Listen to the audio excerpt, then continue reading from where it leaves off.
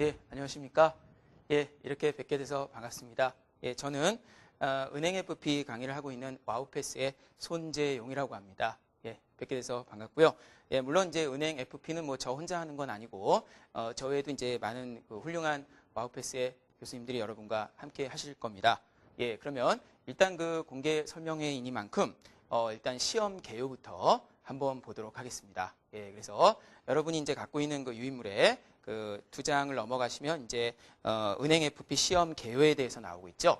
예, 이걸 한번 보시도록 하겠습니다. 그러면 이제 은행 FP라는 건 뭔가라는 거죠. 우리가 이제 FP가 뭐냐면 FP, 그죠? FP가 뭐의 약자일까요? 네, Financial Planner다 이렇게 볼 수가 있겠습니다. Financial Planner를 FP다 이렇게 얘기를 합니다. 그러니까 Financial Plan이 뭐겠습니까? 주로 이제 개인 위주입니다. 그렇죠? 법인보다는 개인 위주로 해서 어떤 이제 개인들이 일생을 살아가면서 일어나는 이제 여러 가지 그 재무 관련 일들이 있죠. 그렇죠? 예, 그래서 뭐 집을 사는 것도 있고요. 그다음에 연금 상품에 가입하는 것도 있고, 그다음에 주식을 투자할 수도 있고요. 채권을 투자할 수도 있습니다. 예금을 할 수도 있겠죠. 이런 여러 가지 내용들에 대해서 이제 고객에게 이제 조언을 해주고 하는 이제 그런 직업을 우리가 파이낸셜 플래너다. 그래서 FP다라고 합니다. 그래서 이제 FP를 우리가 좀 넓게 보면 은행이나 증권사나 이제 보험사에 근무하는 분들 뭐 대부분이 아마 FP 업무를 하고 있다. 우리가 이렇게 봐도 무리가 아닐 것이다라는 겁니다. 그렇게 볼 수 있는데 여기서 이제 이 시험은 어디서 주관을 하는 거냐면 한국금융연수원이라는 기관에서 주관을 합니다. 어디서 한다고요? 예, 한국금융연수원. 한국금융연수원입니다. 네, 우리가 이제 이렇게 봤을 때 한자어의 좋은 점은 뭐냐? 그렇죠? 설명을 안 들어도 이렇게 보면 대략 뭐 하는 데인지 알 수가 있다는 거죠. 그죠? 네, 그래서 한국금융연수원이구나. 금융 쪽의 사람들의 연수를 하는 데구나라는 걸 이제 알 수가 있습니다. 근데 여기서는 이제 금융 쪽이긴 하지만 주로 은행 쪽 연수를 하고 있습니다. 은행 쪽. 그래서 이제 한국금융연수원은 은행 주로 이제 은행에 계신 분들을 주로 교육을 합니다.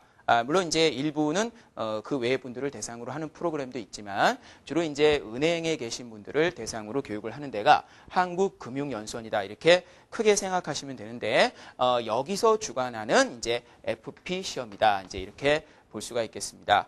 그래서 금융연수원에서는 이제 정식 이름이 뭐 자산관리사 이렇게 얘기를 하는데요. 우리가 이제 흔히 은행 FP다 그렇게 가장 많이 이름이 알려져 있으니까 여기서는 제가 은행 FP라는 명칭을 사용을 하도록 하겠습니다. 이제 이런 자격증이다 이제 여러분이 생각하시면 되는데 따라서 이제 많은 분들이 이미 취득을 하셨거나 또는 준비하고 있는 이제 자격증 중에 한국금융투자협회 자격증이 있을 겁니다. 그렇죠?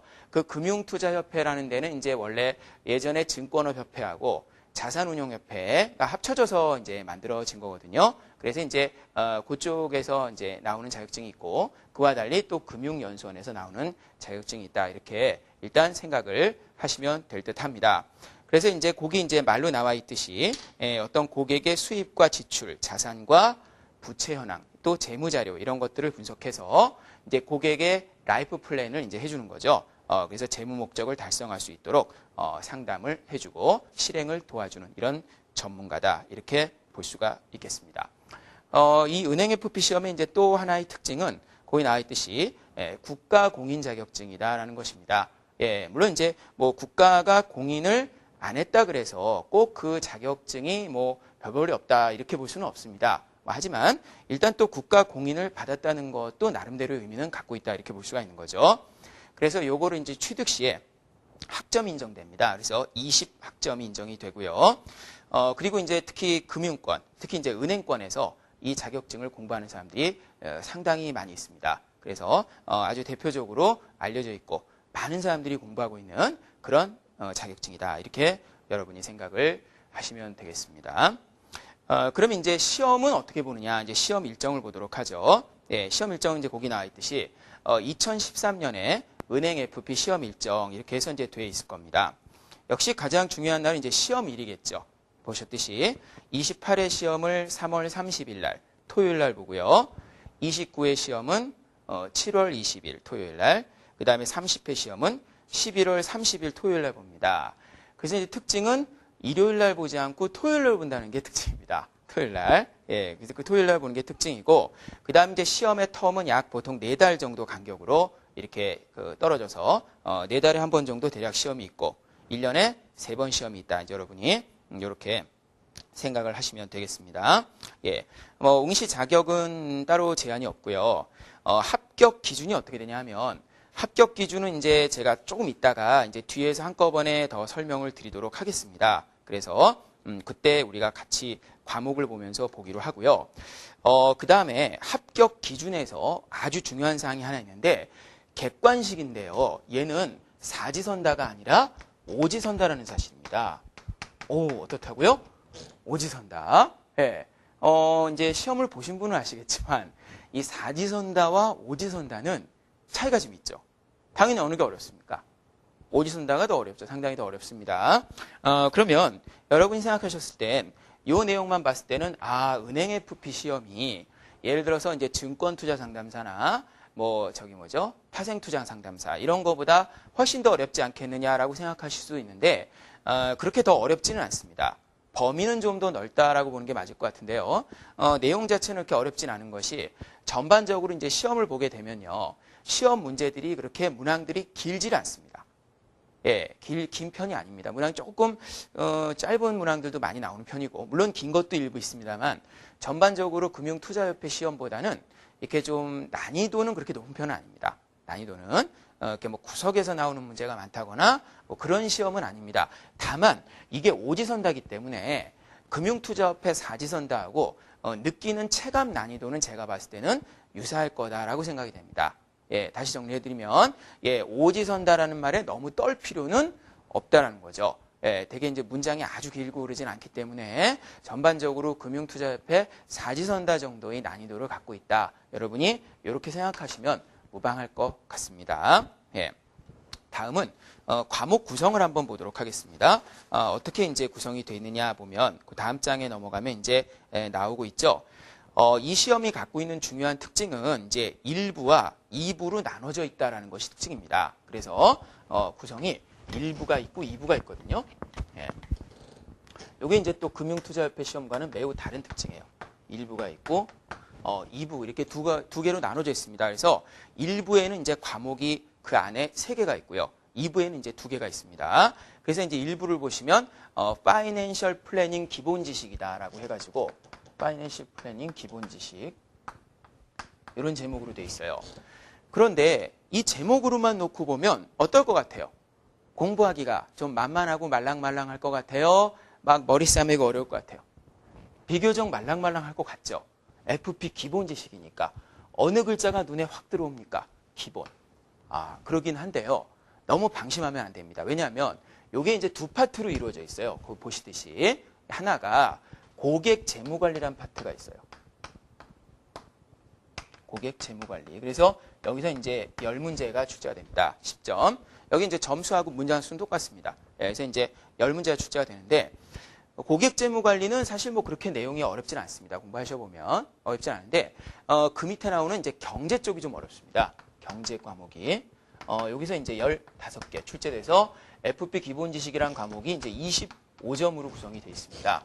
이렇게 되는데 요 경제는 이제 나름대로 전공을 하셨다거나 아니면 평소에 경제신문을 많이 보시는 분들은 어렵지 않겠습니다만은 그쪽을 좀 공부 안 하셨던 분들은 좀 신경을 써서 하셔야 되는 이제 그런 부분이다. 이렇게 볼 수가 있다라는 거죠. 이게 FP 기본 지식이란 과목이고요. 그 다음에 이제 1부의 두 번째 과목으로서는 이제 법률과 세무가 있습니다. 법률과 세무가 있는데, 예. 일단 이제 배점을 보면, 배점이 좀 많이 다릅니다. 법률은 15점이고, 세무는 35점입니다. 그래서 세무라는 과목은, 비중이 매우 크다. 이렇게 보시는 게 맞습니다. 그래서 이제 법률과 세무로 되어 있는데, 이 부분은 전반적으로 수험생들이 가장 어려워하는 과목 중에 하나다. 이렇게 볼 수가 있겠습니다. 딱 봐도 그럴 것 같죠? 내용들이. 그래서, 특히 제가 봤을 때는 이제 대학생분들은 당연히 이 과목이 제일 어려울 겁니다. 왜냐하면 대학생분들은 법률을 깊이 공부할 기회도 별로 없었을 거고 그 다음에 이 세금이라는 건 더하거든요. 왜냐하면 이 세무라는 것은요. 쉽게 얘기하면 자기가 돈이 좀 있어야 이 세무에 관한 것이 머리 들어옵니다. 여러분들이 공부를 열심히 해도 제가 봤을 때 세무에서는 고득점하기는 쉽지 않아요. 대학생들은. 왜냐? 재산이 별로 없잖아요. 돈이. 재산이 별로 없는 사람은 세금을 많이 낼 일도 없고요. 낼 일도 없죠. 그러다 보니까 관심이 좀 없습니다. 그렇죠? 예. 그러니까 세무는 되게 어느 때부터 관심이 생기냐면 내가 집이 한 채 있는 상태에서 집을 한 채 더 살까 고민할 때부터 굉장히 이 세금에 관한 것이 머리에 잘 들어오게 돼 있거든요. 그러다 보니까 이 시험을 보는 많은 젊으신 분들에게는 상당히 어려울 수 있는 과목이다. 이렇게 말씀을 드리겠습니다. 예, 근데 또 걱정하실 게 없는 게 저희 은행FP 과정에 세무 강의하시는 분이 또 아주 쉽게 잘 해주시니까 그건 뭐 걱정하실 필요 없습니다. 제가 하는 건 아니에요. 저는 세무 말고 다른 거 뭐 합니다. 아무튼 그렇고요. 다만 이제 법률 과목은 상당히 좀 어려울 겁니다. 예, 그래서 마찬가지로 어려운데 일단 이게 한 과목으로 묶여져서 배점이 상당히 크죠. 무려 50점입니다. 50점이기 때문에 그렇게 대비하실 필요가 있고요. 그 다음에 이제 보험과 은퇴 설계가 있습니다. 그죠? 보험 설계와 은퇴 설계. 그래서 요건 이제 25점 이렇게 구성이 되어 있습니다. 그렇죠? 그래서 여기 보면 이제 위험 관리와 보험 설계. 이게 이제 보험에 관한 겁니다. 예, 보험에 관해서 이제 15점. 그렇죠? 그 다음에 뭐가 있습니까? 퇴직과 연금, 그 다음에 상속. 그렇죠? 연금 5점, 상속 5점. 이제 이렇게 되어 있습니다. 이 분야의 특징은 어떠냐 하면 내용이 그렇게 아주 어렵진 않습니다. 내용은 썩 어렵진 않은데 이것도 마찬가지로 젊은 분들이 봤을 때는 조금 그 관심 밖의 분야일 수가 있거든요. 그렇죠? 아무래도 이제 젊을 때는 이렇게 좀 뻗어나가는 기간 아닙니까? 그죠? 방어하는 기간이 아니라 뭔가 이렇게 뻗어나가는 기간인데 이거는 이제 좀 이렇게 방어하는 냄새가 나잖아요. 그죠? 보험, 연금, 상속 이런 거는. 그래서 이제 약간 그 젊은 분들하고는 좀 코드가 약간 안 맞습니다. 내용 자체가. 어려운 거는 아닌데 코드가 좀 안 맞는 특징은 있죠. 그래서 역시 열심히 공부를 하셔야 되는 그런 분야다. 이렇게 볼 수가 있겠습니다. 예. 다음에 이제 이렇게 해서 1부가 총 이제 100점입니다. 100문제고요. 그 다음에 2부를 보면 2부도 이제 역시 이제 100점인데 여기 보면 이제 자산운용 1이 있고 자산운용 2가 있어요. 그래서 자산운용 1, 그 다음에 자산운용 2가 있는데 자산운용 1은 금융자산에 관한 것이고 자산운용 2는 이제 부동산에 관한 겁니다. 그래서 자산운용 1 같은 경우는 이제 배점이 가장 크죠. 70점이고 부동산은 배점이 이제 30점으로 되어 있어요. 그러면 자산운용 1은 이제 크게 어떻게 나눠지냐 하면 이제 두 파트로 크게는 두 파트예요. 뭐냐면 이제 금융상품입니다. 금융상품. 금융상품 이거는 뭐냐면 뭐 예금이라든가 적금, 펀드, 신탁, 그 다음에 뭐 외환, 대출, 신용카드 이런 거에 대해서 주로 이제 상품 중심으로 해서 소개가 이루어지고 있는 그런 부분이 되겠습니다. 그래서 이 금융상품에서 이제 35문제, 그래서 세무와 더불어서 가장 출제 비중이 크다 이렇게 볼 수가 있겠는데요. 이 과목도 특성이 뭐냐면 이제 실무적입니다. 그래서 이제 금융상품을 좀 다뤄본 분들은 좀 쉽게 알 수 있고요. 안 다뤄본 학생분들은 역시 상당히 어려울 수 있으니까 강의를 잘 들으시기 바랍니다. 그 다음에 이제 뭐가 있냐면 주식, 채권, 파생 상품이 있습니다. 주식 파트, 채권 파트, 그 다음에 뭐예요? 파생 상품. 이렇게 이제 파트가 있다라는 거죠. 예, 그래서 이제 요거 합쳐서 이제 35문제가 이제 출제가 됩니다. 그래서 주식이 좀 많은 편이고 파생이 약간 적게 해서 35문제가 또 나오게 됩니다. 그래서 이제 여기 보시면 아시겠지만 이제 주식이 14개, 채권이 13개, 파생금융상품이 8개, 이제 이렇게 해서 이 부분이 또 35점이 되겠습니다. 그런데 이제 이 부분의 특징은 주식, 채권, 파생은 내용이 이렇게 쉽진 않은데요. 전반적으로 어떤 사람이 유리하냐 하면 학생분들이 좀 잘하는 편입니다. 왜냐하면 이제 이거를 시험을 보시는 분들이 많은 분들이 3종 세트 중에 하나 정도는 가지고 있는 분들이 많을 겁니다. 뭐 펀드 투상이나 증권 투상, 파생 투상 중에 하나 정도는 하나 둘 갖고 계신 분이 많을 텐데 이제 그분들 같은 경우는 기존의 주식 채권 파생에 대해서 약간 공부를 하신 게 있기 때문에 여기서는 이제 젊은 분들은 어느 정도 조금 수월하게 할 수 있고요. 예, 이제 이 부분에 좀 어두우신 분들이 좀 어렵다 이렇게 볼 수가 있겠습니다. 그 다음으로 이제 부동산 쪽은 기본 지식 15, 취득과 활용 15, 그래서 합계 30점 이렇게 되어 있다라는 거죠. 그래서 이렇게 이제 구성이 되어 있고요.